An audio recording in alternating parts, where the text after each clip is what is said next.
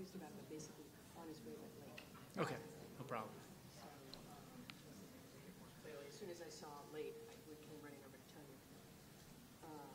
1:44 on our way. Okay. Yeah. You might want to tell them to go on the other entrance. Excuse me? The other entrance, there's a 800 field trip students on that entrance. So if he goes to the North Tell Tower, them to not do 14th Street. yeah, the North Tower. Yeah. Near the Good. closest entrance to 13th. So we lost the Pennsylvania. lottery today on the school trip.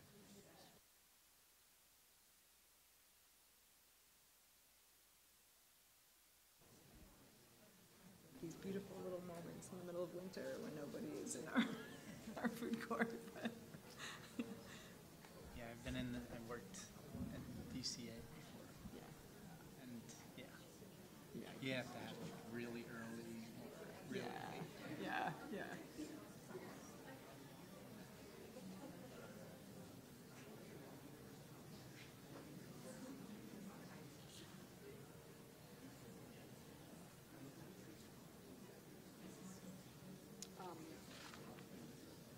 And of course we could start. You could. So, And we're not bumping up against anything Okay. after this. It's just a break, so okay. tell folks. We're still good. I mean, it's only, Yeah, it's only 2:02. we're on the nose here. Yeah, I'll keep you posted. I'll update them. Everything good other than that? I think so. Yeah. Perfect. Great. I'm gonna open this so it doesn't make noise later. Little hassle. Water, we're supposed to have pictures and nothing. I like.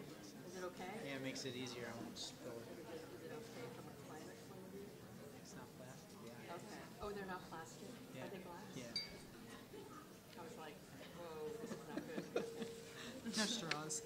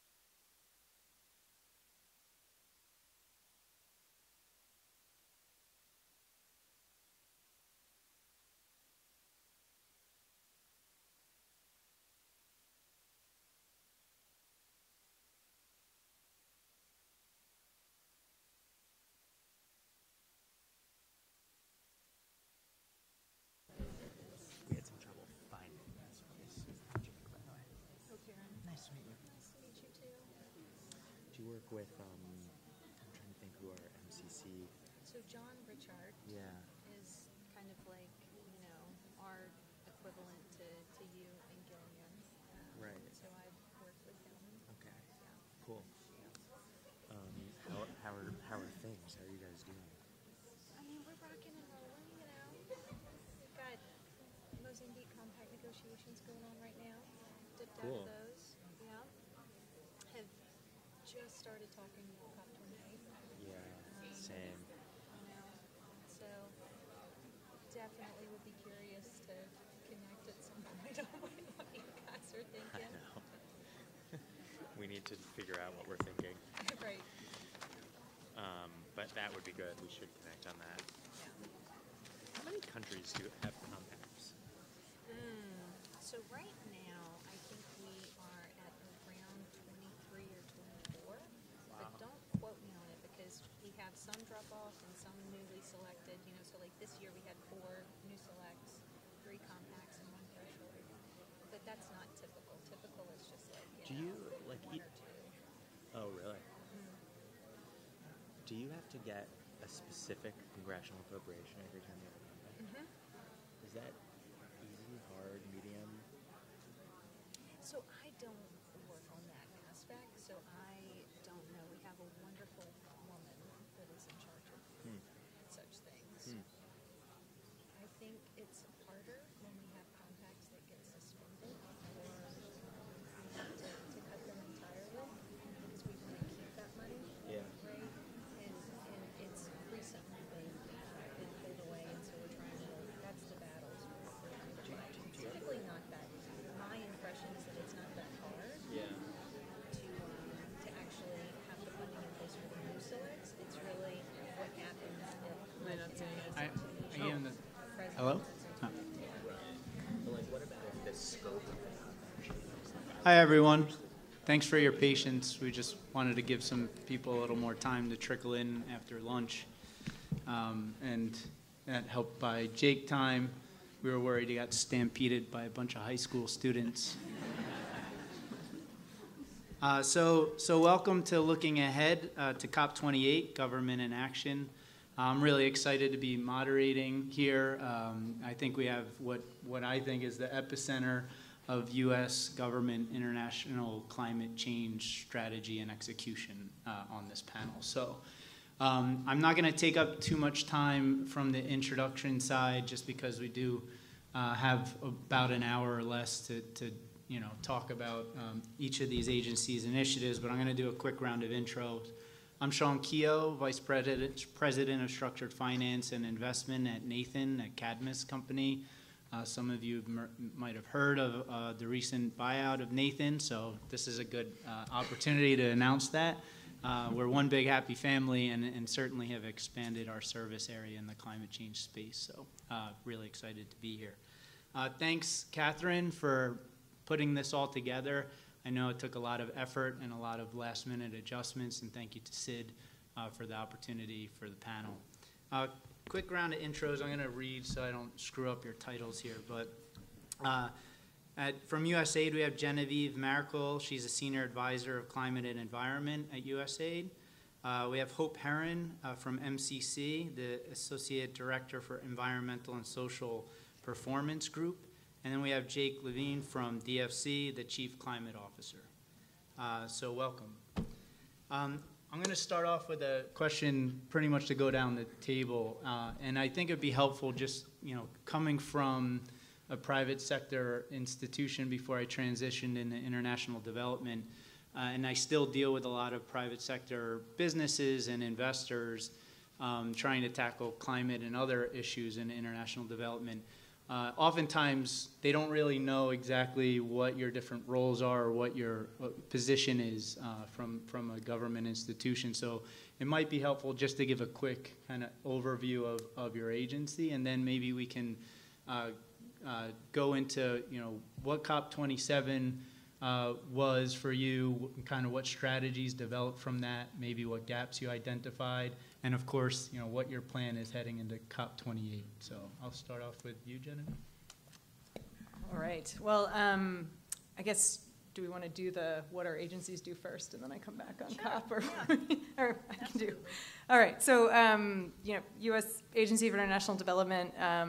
We obviously a development agency that's working in many countries around the world, and our focus is really on bilateral assistance. And we you know, in working in the bilateral space, we certainly do engage in these sort of global policy discussions as well, but a lot of our work is certainly in the programming space, as I think many people in this room know well. So I'll just stop there.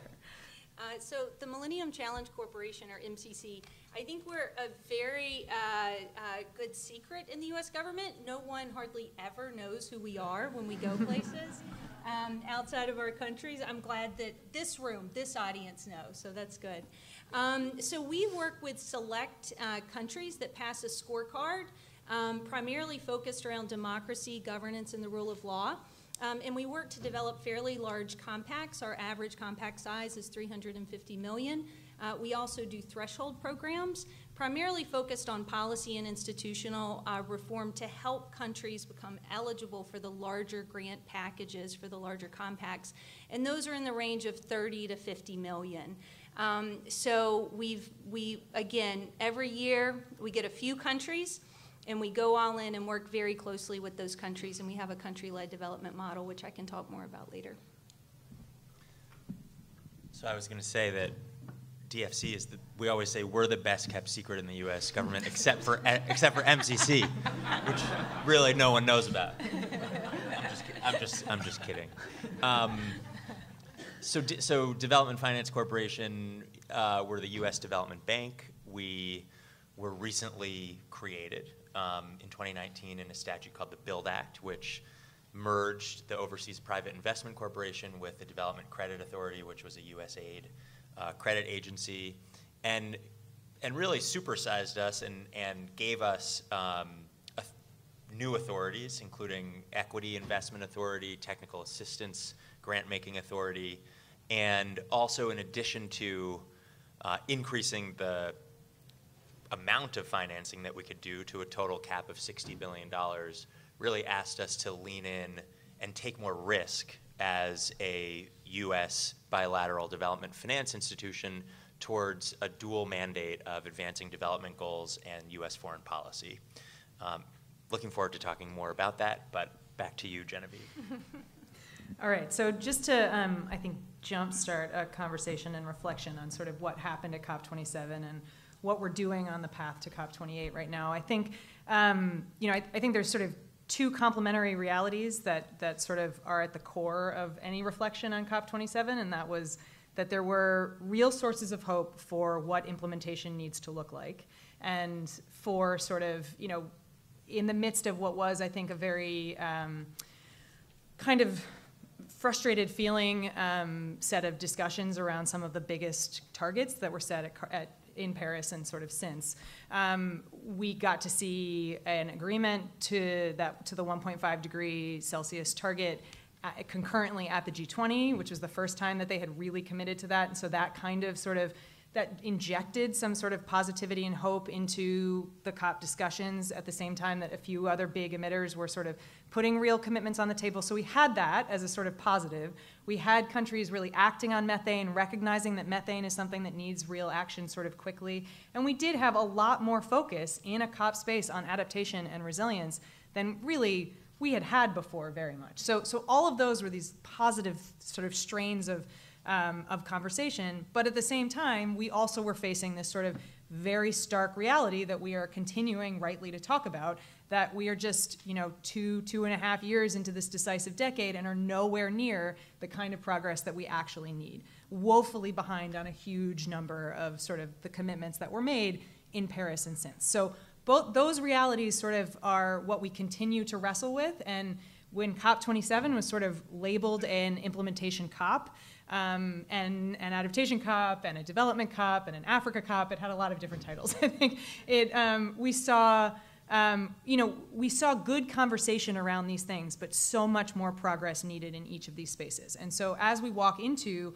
a COP where the focus is going to be on a global stocktake, we need to sort of be thinking about stocktake in a far broader way than just the sort of political sort of boundaries of the official global stocktake. We need to be thinking about, in sort of to all of those themes, to implementation, to development, to Africa, where are we and where are the sort of major gaps? So I think that, you know, there are spaces where COPs can be major talk shops and a lot of commitments can come out of them, but sort of the actual action always, you know, can often feel a little bit difficult to sort of come by.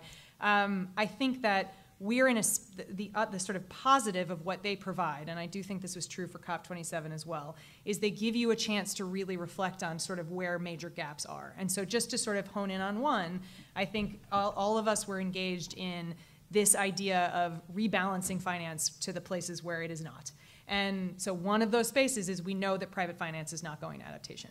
And we know that there are many barriers that stand in the way of that, but we also know that as government agencies, we can do things to de-risk and to enable more investment in that space. So so collectively, we put on the table this call to action of the private sector and for adaptation. That's one example of several, and you'll certainly hear more, of spaces where we can sort of intervene to start filling those gaps. And so that's what we're going to be focused on at COP28 as well, is very much that idea, certainly a continuation of that, but also sort of trying to assess in the adaptation space, in this just energy transition space, where can those conversations be more robust? Where can we bring more attention to inclusivity, justice, localization, to conversations that frankly often are very devoid of those words may be out there, but the actual action on those things is a little too absent often in the sort of broader sort of commitment space around mitigation. And so we've been trying to sort of push on that. We'll continue to do that this year, and I think that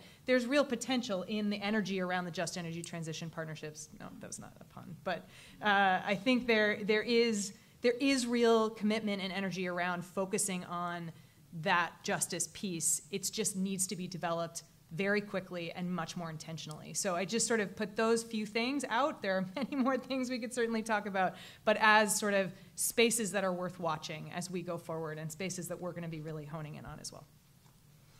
So I think, Genevieve, thank you, because you did a great job of setting, like at a high strategic level, some really important framing points. From an MCC and an agency perspective, COP27 was essentially our first COP. This was the first time that we sent an official delegation led by our CEO, Alice Albright, and we really came to tell our story as part of the U.S. government. Now, just because it was the first COP does not mean that was the first time that climate change had, entered into MCC's lexicon. So we're almost 20 years old. We're approaching our 20th anniversary. I'm supposed to say MCC at 20 as like a hashtag. And so it was a moment for us to, think about what results. As Genevieve said, this was meant to be an implementation COP. So what are the results that we, most wanted to highlight?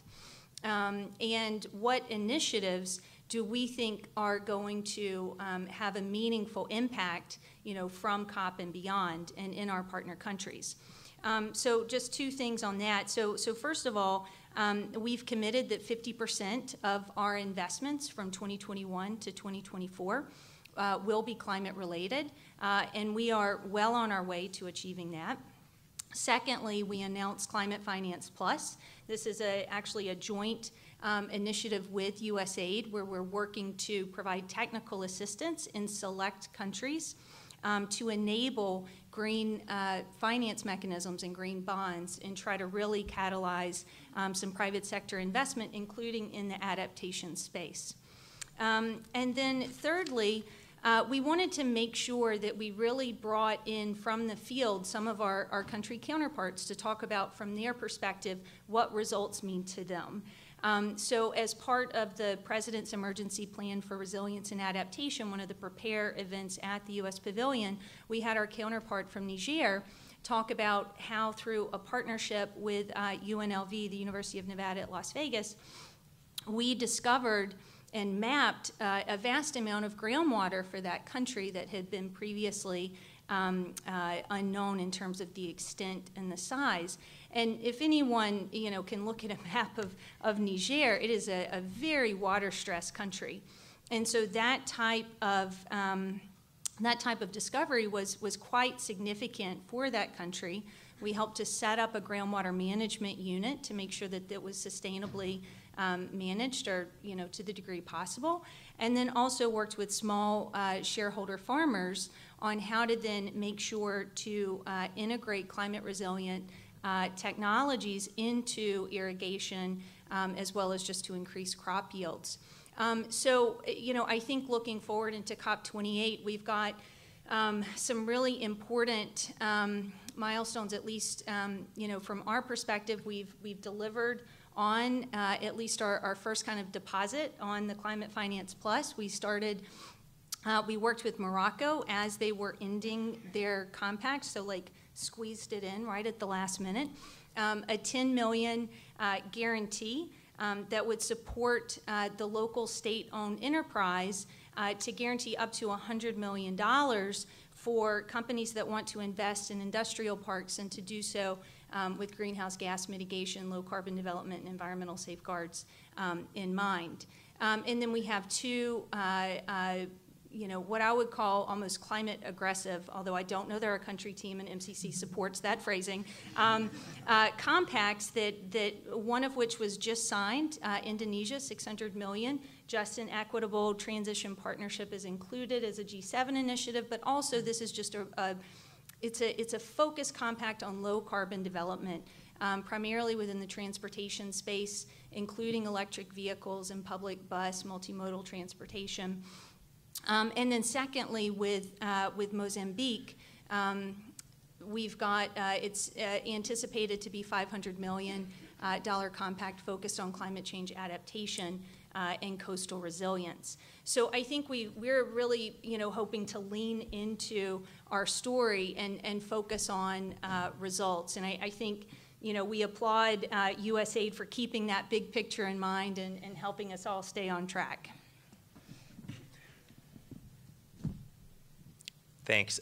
So I've enjoyed listening to this and want to reflect a little bit on the discussion and also share, I guess, sort of the DFC perspective from COP. I think that was the assignment. But I think let's take a step back here for a second and think about the administration's approach across the board on this issue, because I think that one of the things that was in play at COP, and this was true at COP26, and it'll be true at COP28 too, is kind of the organizing thesis around which we're all trying to drive significantly more action than our predecessors were able to do, which is that this administration has fundamentally put forward an investment thesis which says that the climate crisis represents the single greatest opportunity for investment in history. And if you look at what's happened in the United States domestically, that's been borne out by the Inflation Reduction Act, by the Bipartisan Infrastructure Law, by the CHIPS Act, where just with those pieces of legislation alone, when you consider the amount of investment that will drive through the private sector, we're looking at equal to or greater than the amount of investment that you saw from the New Deal. And so this is a once-in-a-generation inflection point that we're all living through for trillions of dollars of investment, for hundreds of thousands of new jobs in a new clean energy economy.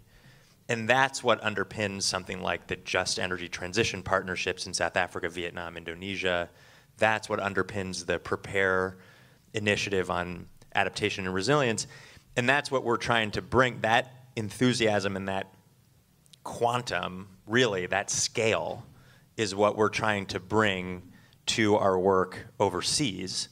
Because when you look at the climate crisis, from both an emissions perspective and an impact perspective, that's the ballgame. I mean, that's the whole ballgame. More than 95% of future emissions between now and 2100 will happen outside the United States. We all know that the impacts are happening outside the United States. I mean, all you have to do is open the paper.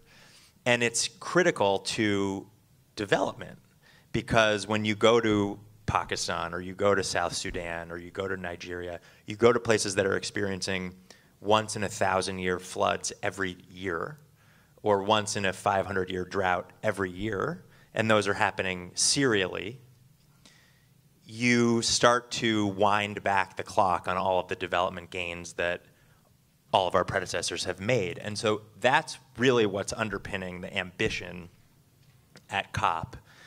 And I think, I mean, from our perspective, we had our biggest year ever at COP27 on climate. In FY21, DFC did $500 some odd million of climate-linked finance, but in FY22, which we were able to announce at the COP, we had $2.3 billion of climate-linked finance across 6 sectors of the economy. And there were some really cool deals in there. So, like, for example, with Egypt, we worked on the first ever green hydrogen project that would create essentially green ammonia for food security in Egypt with a U.S. electrolyzer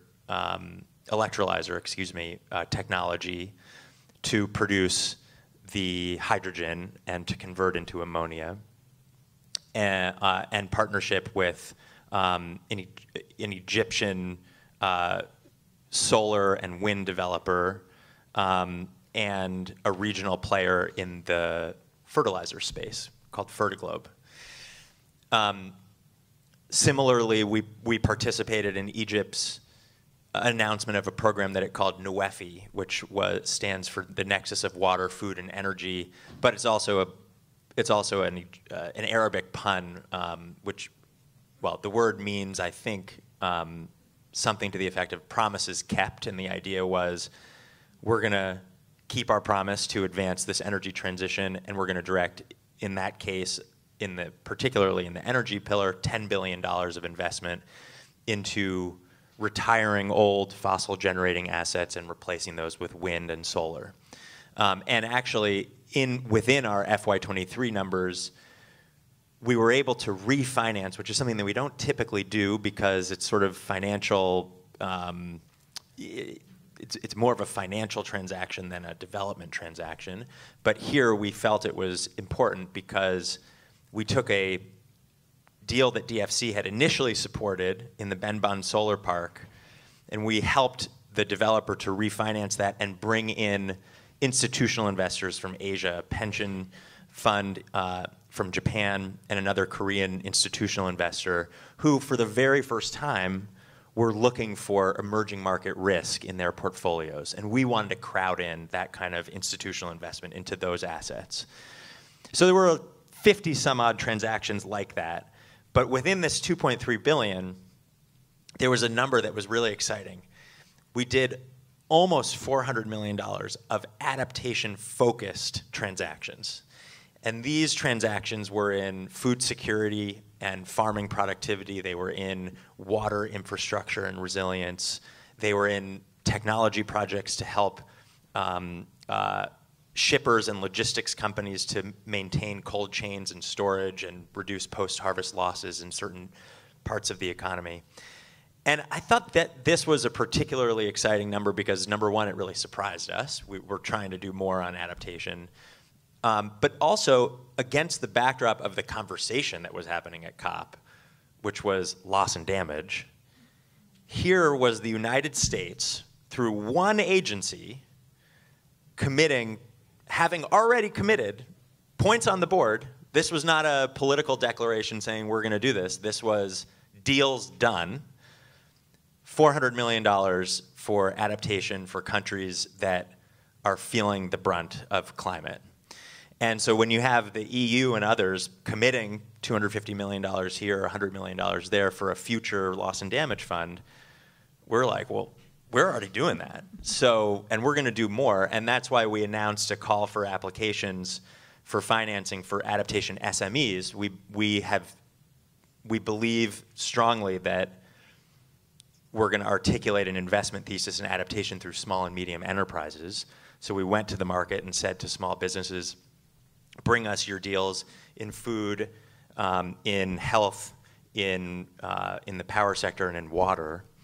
adaptation, and in addition to doing more deals in that area, the idea of that call is to go to the market and sort of take its pulse and say, what are the businesses that are generating revenue in this space? Because there are a lot of questions about how you make money doing adaptation, and DFC is really interested in finding out about that so that we can bring the capital markets and the private sector to bear. So let me stop there because that was a lot, but appreciate it. Thanks, Jake. Thanks, everyone. This is why I love these panels, because you just can't get this sort of juicy information from a website. So I really appreciate it. I think the audience does too, which is a reminder for me to let you know you can and will have the chance to ask questions. We're going to save some time for that, so get the brain flowing a little. I expect some really good ones out of you, better than the ones I'm going to ask.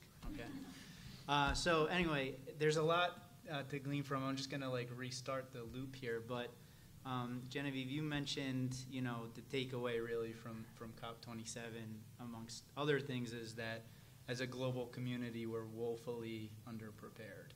And in that light, how is USAID changing the way you do business to face the challenges of climate change?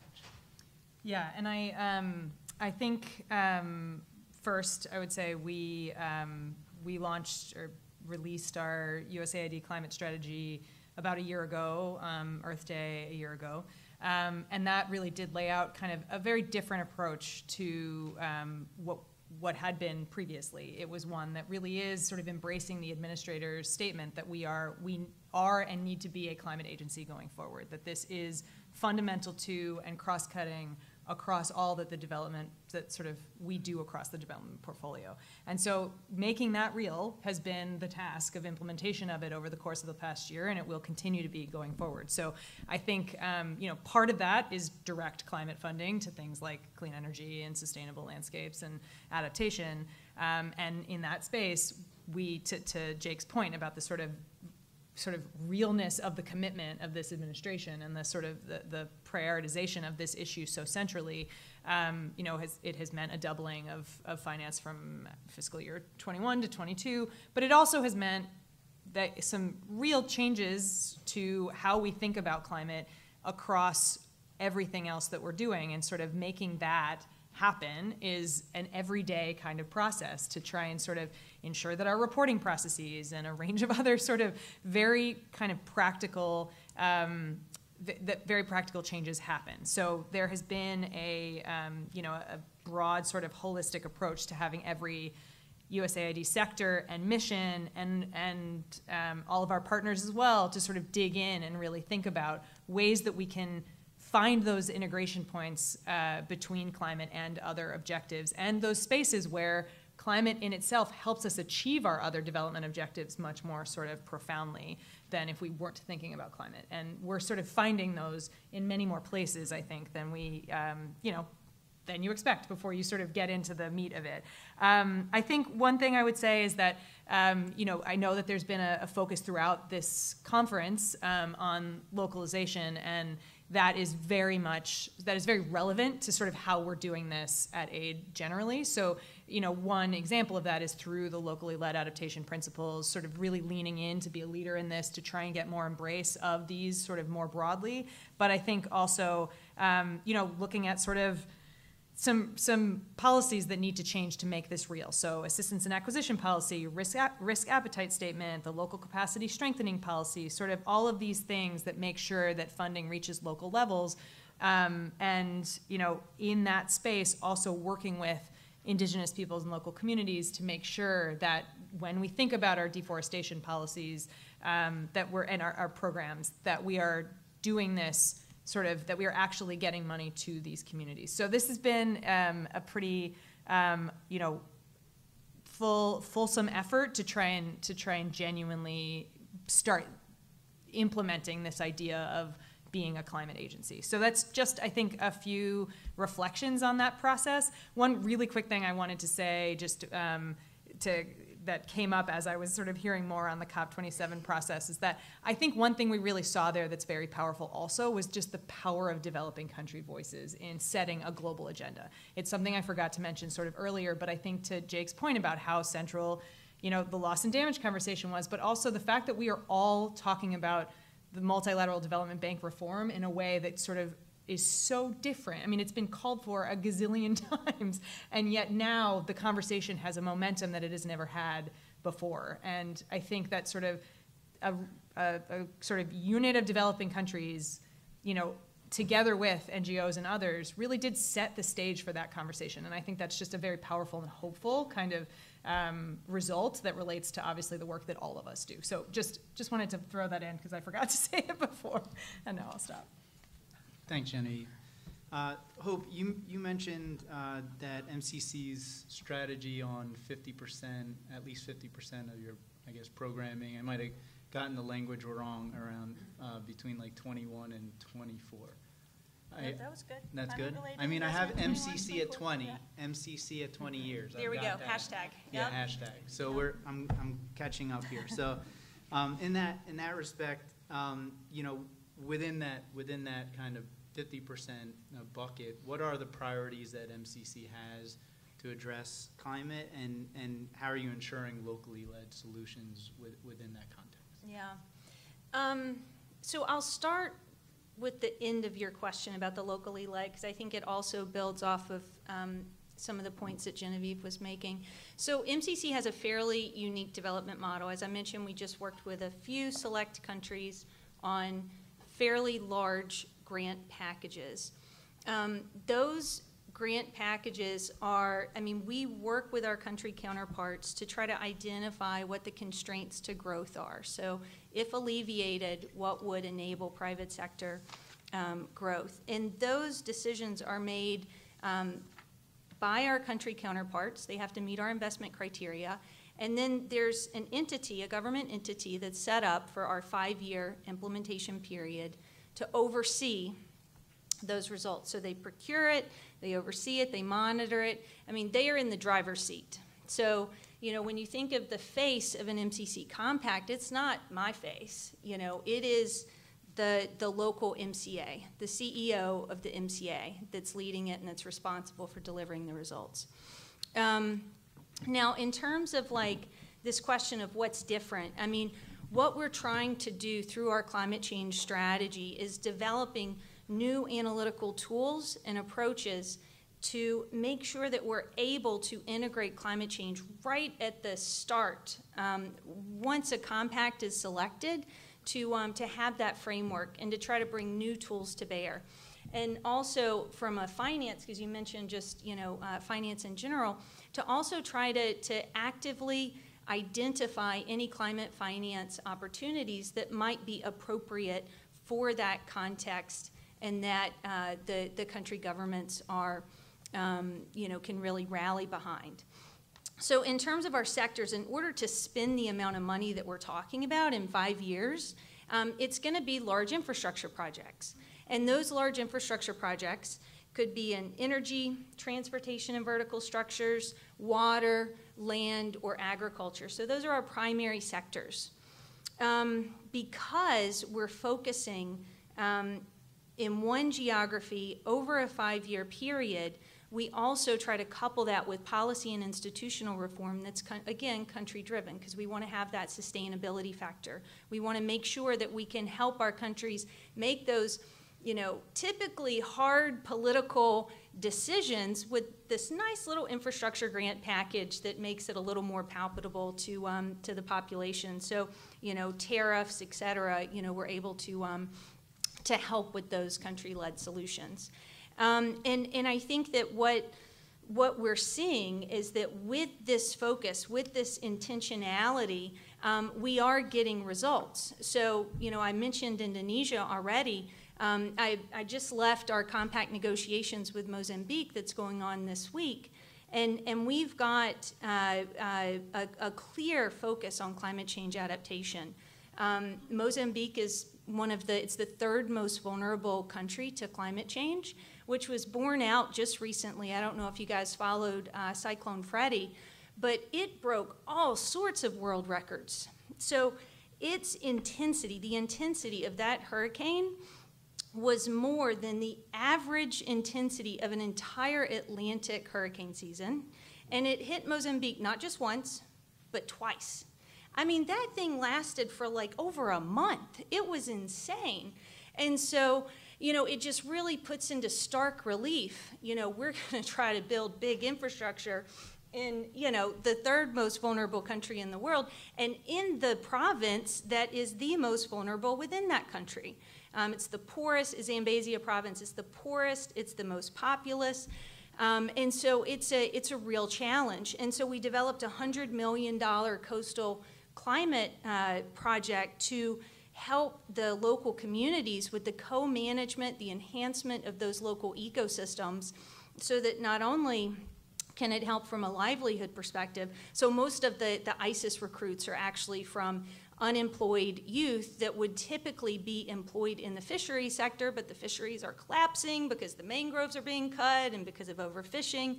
So it's really trying to take a comprehensive, holistic approach to help not only the transportation and agricultural investments, but to be very proactive, very forward-looking on what does it take to maintain a healthy ecosystem. What does that mean? What does that look like? And how do you provide community-led strategies that can also, and so then the other thing we're still tinkling with is how can we provide carbon finance as well? How can we incorporate carbon financing? And so we're still working through that with Mozambique, but Mozambique has fantastic policies. I mean, some of the most forward-looking policies on offsets and sensitive ecosystem management. The challenge is not the legal framework there, the regulatory framework. It's making it a reality on the ground and doing it in coordination with the local population. Thanks, Phil. All right, well, I think I have time for one last question before we open it up to the audience. So for you, Jake, you said that more than 95% of climate impact will happen outside of the U.S., which is a pretty large number. Obviously, there's a lot of catastrophic risk involved for a number of countries that you operate in, which I anticipate a much greater number of adaptation projects will need to be financed beyond what you're already doing. How are you facing that challenge from DFC, and you know, what do you envision going forward? So just one minor clarification. What I meant, I may have said that, but what I meant to say was more than 95% of emissions will come from outside the United States, which is in large part because the U.S. is reducing its emissions, and also China. And DFC doesn't work in China, just for clarity. But I want to get to your question, but I also just wanted to note one thing to just piggyback on what Genevieve and Hope were saying about, because as they were talking, something occurred to me, which was that there's also this amazing pathway that development and companies and people sort of sometimes take along a USAID, MCC, DFC journey. And I was thinking of, I had the opportunity to be in Kosovo a couple months ago, where we were meeting with one of our borrowers, which is called the Kosovo Credit Guarantee Fund. And it's such a fun story because the Kosovo Credit Guarantee Fund was a creation of USAID that was designed sort of at the birth of Kosovo as a nation to promote private sector investment in critical areas of the economy. And as the fund has started to scale, it's now being reinforced by an MCC compact, which is going to commit more than $200 million to helping Kosovo move away from the 95% of its energy that gets generated by the two dirtiest coal-fired power plants in all of Europe, and towards a battery storage system that will provide reliable, affordable, firm power. And with DFC then coming in sort of with the cavalry on this fund, we committed $8 million in the first instance, but they've got demand for another $16 million of projects. And when the battery storage project is ripe, we will be there.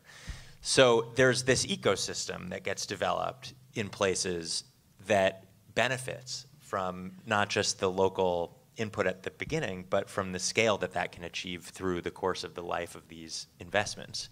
And I think the same, we hope, can be said for adaptation. The adaptation window that we announced at COP27 is something that we're working furiously on to seed and to make successful, to work with the business community, to work with all of you. I would be very eager for the opportunity to follow up with you and your organizations to fill that pipeline. But also, the real answer to your question is that we have to add human capacity to DFC and to every agency. But the thing that we're really focused on at DFC is surging on our internal capacity to do these transactions and to have the expertise in-house to bring people who have finance backgrounds but have seen the light on climate and have listened to the call to leave something better behind and are leaving their job at JP Morgan or Goldman or wherever and are going to contribute to climate finance. And they see a home at DFC to do that and to bring all of their technical expertise to bear around that. And we're welcoming them with open arms. We're going to hire agency-wide over the next 18 months. We're going to hire more than 250 people. I think there's like 268 open positions right now on our website. It's not just underwriters. That's a big part of it. It's lawyers, it's technical experts, it's procurement experts, people who can help us bring in all of your expertise to the work that we're doing. So that's the real answer is we have to grow, because without people, we are going to keep running into this ceiling, but we're doing that. Thanks, Jake. You heard that, right? So brush up your resumes. Anyone interested, DFC's hiring. So great institution, I'll vouch for it. And if you're lucky enough, maybe you get to work for Jake, which is a bonus, I think, maybe. So, all right, now we have time for audience questions. Since we ate into the window, we should have a decent amount. And I know people get shy at this point in time, but please feel free to ask. I see a hand. Thank you. Hi, my name's Meg Stringer, and I work in public relations and communications. And I just wanted to kind of highlight that the perception of the public is that these cops are a lot of bloviating politicians, you know, talking a lot, not a lot of action. And for you guys, you're on the kind of technical side where you're trying to, you know, deal with the actual, you know, the policies and enabling this kind of change. But I'm wondering how this perception in the public, how it's impacting your work. Because in order for you guys to do what you need to do, you do need to have support from the public. And people know Elon Musk's name, but they don't know anything about DFC or MCC. When they think about climate change and the kind of technologies that we're bringing, you guys aren't even part of the picture, you know? So how do you want to change that perception? How is it even something that you aspire to have more public awareness about what you're doing? Okay, thanks. Jake, I think you need to hire a communications. So I'm looking at my colleague Abby, who is one of our comms geniuses, and with me here today. Hi, Abby. But it's a good question. I think DFC has the blessing of getting to work in this regard. We have the blessing of getting to work with the private sector. And so in many respects, with due respect, we share some of that view, and we come to the COP with the intention of doing business. And actually, one of the things that the COP has become, the very first COP that I went to was in 2009 in Copenhagen as part of the Obama delegation. And it's taken a real evolution to the point where it's a business convention now. I mean, you've got every leading multinational corporation, all the way on down to local businesses that are from the regions of the COPs that come, to do deals. And that's what DFC is focused on when we're at COP. We're less focused, candidly, on the G2G signing of MOUs and press releases and whatever else, and much more on what are the business opportunities that are on the table, what are the issues that are stuck that we can resolve, and what are the sort of goals that we can actually move forward from a transactional basis. And I think that is true broadly in terms of governments recognizing that in order to actually bridge these financing gaps where you're talking about an order or two of magnitude of a gap, we're at the billions and we need to be at the tens or hundreds or trillions, really, in terms of financing, that in order to do that, there's no government or group of governments that can do that. You have to pull in the private sector. You have to get the capital markets engaged.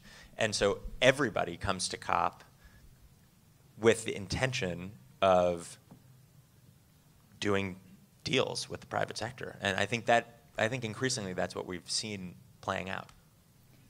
I think just to add on quickly to that, because I think there's absolute truth to that these have become much more about the sort of agreements that you can create. And even among governments, I think we saw this with the Just Energy Transition Partnerships, that it's a lot of times is less about sort of what comes out of a decision text and the overall, that all countries agree to, and more about the sort of coalition of countries and businesses and others who are coming together to say, here's a problem, we as a unit are going to sort of tackle this issue. And so that sort of shift in how things get done is also having an impact on sort of how people sort of tactically approach how you deal with the COP. But I think even in issues where where there isn't as much investment from the private sector, and therefore you're not going to get as much sort of deal flow there, these still can be very powerful moments, even if we're not sort of putting our own agencies out there.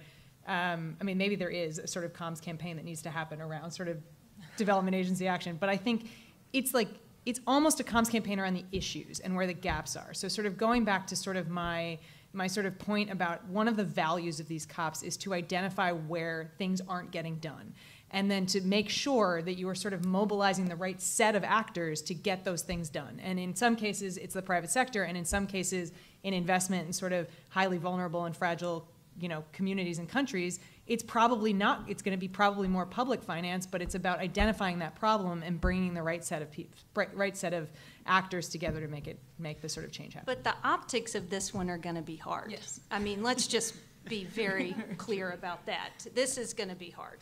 But by the way, not to dwell too much on this, because I know we're running out of time, but I'm getting fired up about this question now too, because it's a really good question. But I think it actually should be acknowledged, because when you hear, I think we all agree with Greta, right? Like, she's speaking truth to power, and she's accusing the politicians of blah blah blah, and she's right.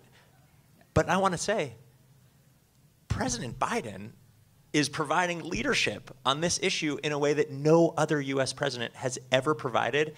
And the way that you know that that is true is when we go to the table with our counterparts to raise ambition on the government side, we can say for the first time ever, the U.S. government is delivering on their domestic agenda. We got legislation. We're going to get regulation. And that matters. That leadership around ambition really matters, and I think that the tone of the conversation has completely changed in this administration. Thanks, that was a good cue up for my question. Eric Redding from Abt Associates. So at COP, the last couple COPs, the US leadership has been really palpable, across all of government. And one of the big pushes at COP26 was the rollout of the USA climate strategy that then became official just over a year ago. I think the strategy is terrific. It lines up really well. But one of the challenges is that it doesn't necessarily align with everything that's in the portfolio today. And those of us in this room who are probably implementing a good portion of that portfolio have looked at how do we help move that climate strategy forward in the current generation of programs without having to wait 5 years for those programs to cycle over. And I wonder if you can talk about that issue of what gets measured gets done and how the current portfolio can implement the climate strategy.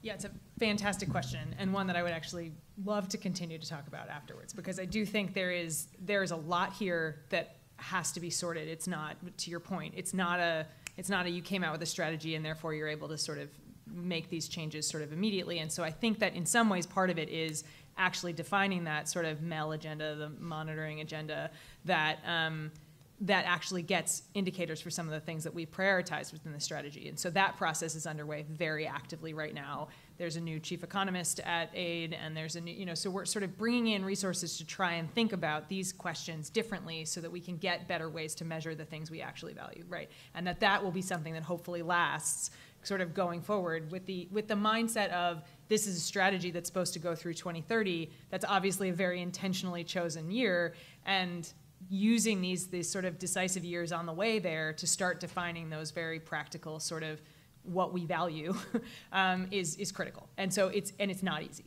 And so I think, in certain spaces it's especially not easy. And so I think, I would love a sort of more detailed conversation about that. Obviously we don't have space for it now, but it would be great to sort of follow up. Maybe we have time for one last question, even though we're technically over time. It's nice to see. So I don't know. All right. So Mike's already made it over there. Sorry. Hi, I'm Julia Dela Cruz with Deloitte, and I have a climate finance related question. It was so interesting to hear you share about the specific stories, so thanks for that. But if you could say one of your most favorite or promising avenues for adapting to the changing climate, like I think we've all seen the news out of Ecuador for the big debt for conservation swap. Is it the swaps? Is it carbon markets? Is it credit guarantees? What's one thing from each of you I'd love to hear as the most promising avenue?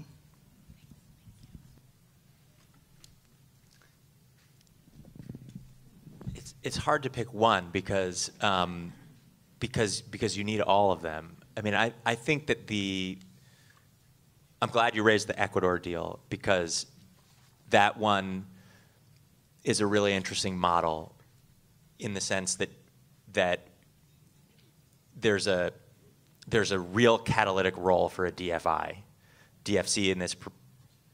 Actually, in Ecuador, we partnered with IDB, and they played a similarly catalytic role by providing a guarantee. It was much smaller than the amount of PRI that we offered to provide, but it was still critical in terms of mobilizing the private sector. But the thing that in my view is really interesting and that provides a model for future transactions about that deal is that when you look at when you start peeling back the layers of it and you see that, for example, we provided up to $656 million of political risk insurance. This is a deal that we announced a couple weeks ago that essentially allows Ecuador to retire $1.6 billion of sovereign debt, reissue a bond, and the debt payments around that bond will go into conservation of the marine protected areas of the Galapagos. And with respect to our PRI, political risk insurance, we were able to bring in 11 private sector insurance companies to take more than 50% of the risk off of our books.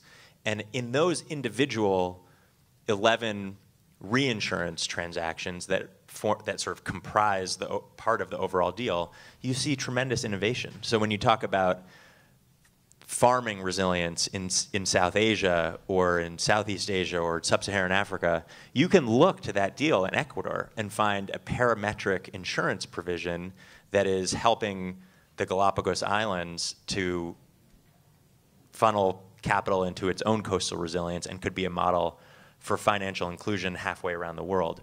And so I love that transaction in particular because it provides several models and scale. But you mentioned many others, and you need all of them. And just to build on that, I mean, so as I mentioned, we work in a few select countries. So for us, it's got to be country specific. So the Gambia was just recently selected as a country that we can develop a compact with. Now, the Gambia, if anyone's ever seen a map of the Gambia, it is a river. Like the Gambia River exists, and the country's borders are a buffer of the river. And the river I think, and I don't want to speak out of turn here, but historically investment has only been focused on the coast. And so the river itself, there's been no rural economic development to speak of. Now, the government has identified that as a major constraint to growth. And so essentially what we're trying to do is to figure out the best avenues and ways to work with the government to develop programming that incorporates a geographic feature, which is kind of the first time that's ever been identified for MCC. So it's very exciting. Now, the country has a CCC rating. So something like the deal that Jake was talking about is not really possible, right? Like you'd have to do it, think about it in a very different way. We don't yet know if there are actual projects on the ground and partners on the ground doing any type of carbon credit system, for example. So, you know, you would have to have that in place, at least for us, because we've only got a 5-year implementation window, and it would take us, you know, possibly longer to set something like that up. So, you know, for us, it's very much any and all, you know, like what's going to work, what's going to be the most appropriate solution within that country context.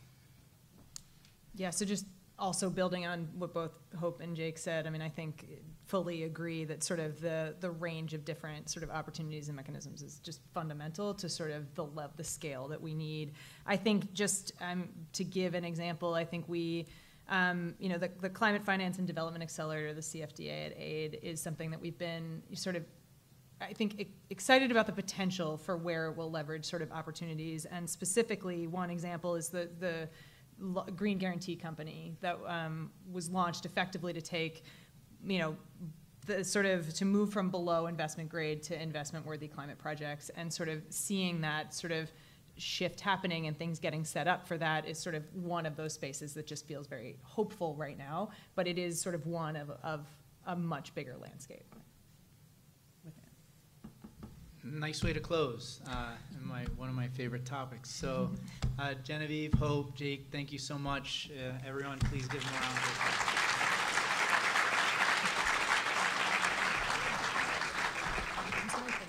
Spending so much time facing this. Oh, no, yeah. Fall off the stage.